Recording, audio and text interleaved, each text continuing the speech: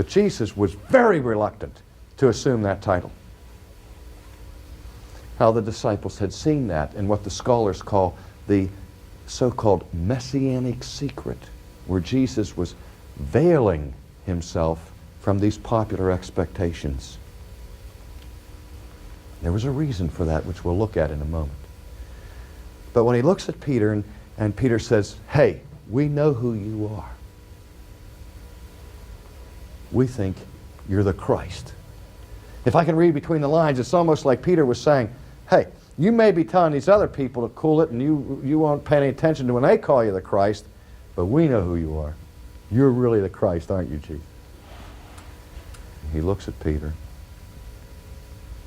and he said, blessed art thou, Simon Bar-Jonah. Jesus pronounces his benediction on Peter. And if you are familiar with the history of Jesus' relationship with Peter, Jesus doesn't pass out a whole lot of benedictions to Peter during his ministry. Peter gave him fits all the time. But this time he said, Peter, blessed are you. And the reason why you're blessed is that because flesh and blood has not revealed this to you, but my Father who is in heaven. Do you hear what Jesus is saying? First thing that is implied is he's saying, Peter, you're blessed because you're right. You got the right answer. But you didn't get it because you're all that astute. You didn't get it because you're all that well-versed in Old Testament prophecy. You didn't figure this out on your own through the application of your native intelligence. You are blessed, Peter, because you are one who has received a revelation from my Father. My God, my Father has let you see this, where the eyes of other people are closed. Other people don't see what you see. And so, you are blessed. And then, of course, this is the occasion where Jesus then says to Peter, and thou art Petros. Remember, Peter's name was really Simon. But now Jesus says, no longer Simon, but Petros, the rock. For on this rock I will build my church, and the gates of hell will not prevail against it. And so you can see Peter, gee whiz, this is two compliments in a row from Jesus. Jesus first said, you're blessed. Blessed are you, Simon. Can you see Peter swelling up and say, did you hear that, guys? I got the right answer. and he's just given me his benediction. And not only that, he renames him and he says, you're a rock. And then after this glorious moment of affirmation, Jesus blows them all away. He said, but men, I have to tell you something. The Son of Man, referring to himself, must suffer many things.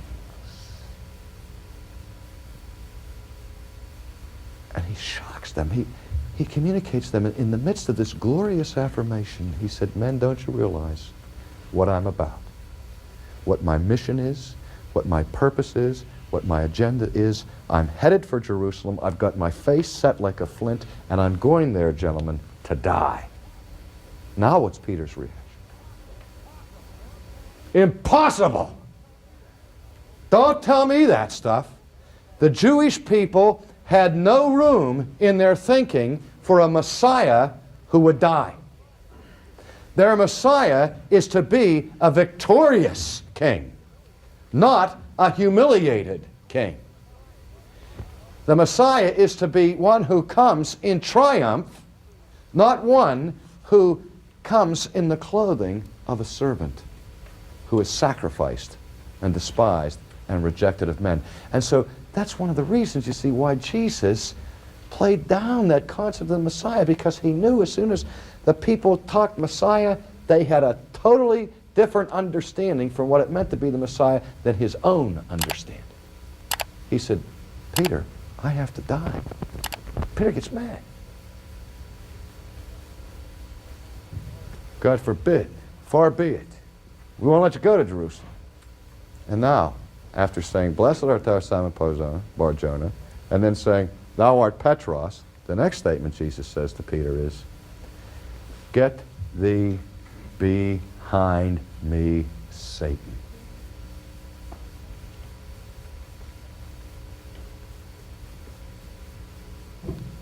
Jesus looks at his friends, and now he hears the same temptation that he faced in the wilderness when Satan confronted him directly. Because what Satan was teaching Jesus in the wilderness was, you don't have to die to be the Messiah. You don't have to suffer to be the Redeemer of Israel. You stick with me and I'll lay all the kingdoms of the world at your feet. Jump off the temple, God will catch you. Turn these stones into bread. All of those temptations were designed to convince Jesus to go the military, political route, to escape suffering. And Peter didn't understand that. And the church has not always understood that. But the church did understand a suffering Messiah when it came to pass. Because all of a sudden, when Jesus enters triumphantly into Jerusalem and lets it be known, not just to his inner circle of friends, but to the whole Jewish community, I am the Messiah. Palm Sunday he rides in as the Messiah, and they're screaming Hosanna. They're loving it. They're ready for any minute for legions of angels to come over the hill to drive the Romans out of there and to restore the kingdom of David.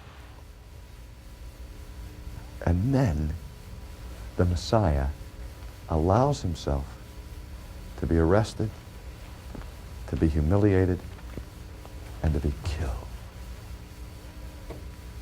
Just as he said, I have to suffer many things. And so what we have in the title Messiah is a king who is a slave. Royalty who becomes a servant. A Jesus who understands his own mission as one of obedience unto death. That's what he understood it to mean, to be the Messiah. So I conclude this segment with this point, that Jesus' understanding of himself was not the same as the way other people understood him. And dear friends, I suspect that that's still the case. And what we need to discover is Jesus' understanding of Jesus, if we're going to get an accurate picture of who he really is.